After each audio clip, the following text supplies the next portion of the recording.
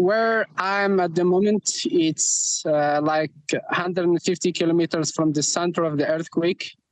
As I mentioned, the situation is very, very bad. We still have a lot of villages, a lot of people under the rubble. Over 2,000 people died, and we don't have the final number yet because there is no signal. You can't call, and we lost touch with a lot of people. As a guide, I've been in many villages there, and they still don't have an idea about, I would say, more than 50 villages in the Atlas Mountains. So let's talk a little more about those villages. How hard is it going to be to reach them, to get them the help that they might need?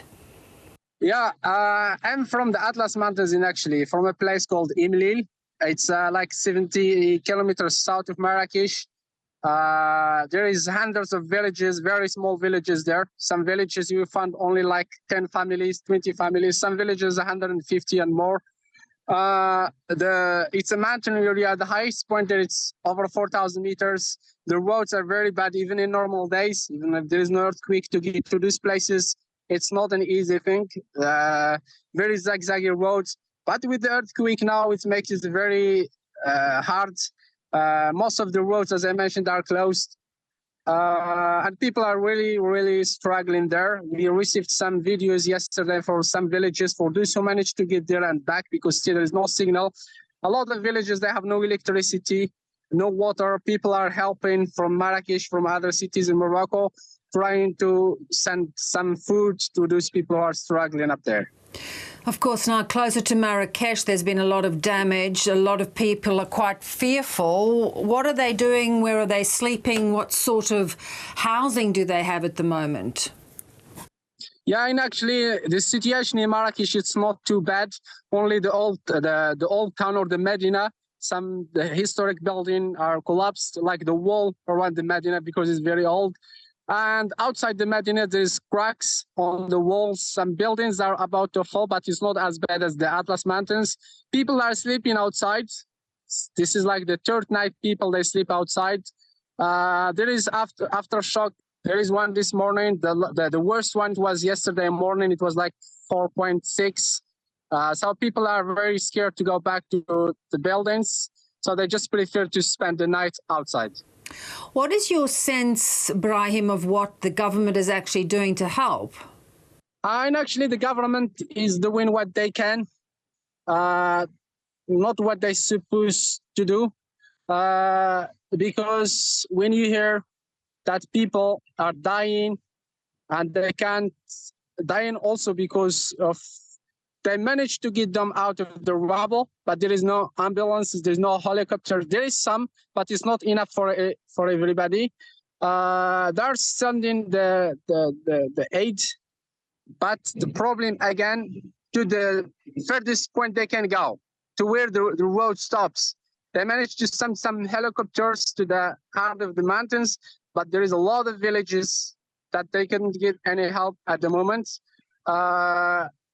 And day after day, things is getting better a little bit. They're going a little bit further, day after day, but still it's a disaster. So, yeah. Yeah. What do you think the lasting impact is going to be for those villages, even on the work that you do as a tour guide? I don't know actually at the moment, because we are not focusing in the future. Now we are just trying to get out of this. As a tour guide, I don't know how I'm going to walk with the foreigners in villages that are destroyed. To build a house in the mountains, it takes ages. I go there all the time. I'm from there. To build one floor, most of people, they use local materials for building. It takes ages. To rebuild everything, it will take, I don't know, very, very long time.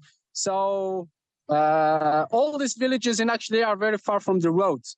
Everything you see in a village is transported by a donkey or a mule. People, they go to the river, collect the sand, stones, the clay to build the houses, and everything, it's gone now.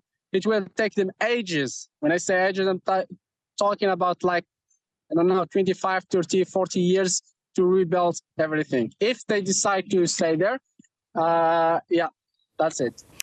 So how are you feeling at the moment, or Is it really just a question of taking things one day at a time? We feel very sad, because when you sleep outside and you know that there's people under the rubble, that we don't know if they are alive or not, you want to do something about it. So people, especially like people associations that are trying to help, are collecting food from cities near the mountains, because people, what they want at the moment, those who manage to survive, it's the food. They're not thinking about anything, because everything they own, it's destroyed. The food, some people, they've been there for 2-3 days now, and they have no food, no water, nothing. So we are trying to do what we can. I have received like a lot of emails from people I guided before, offering a help.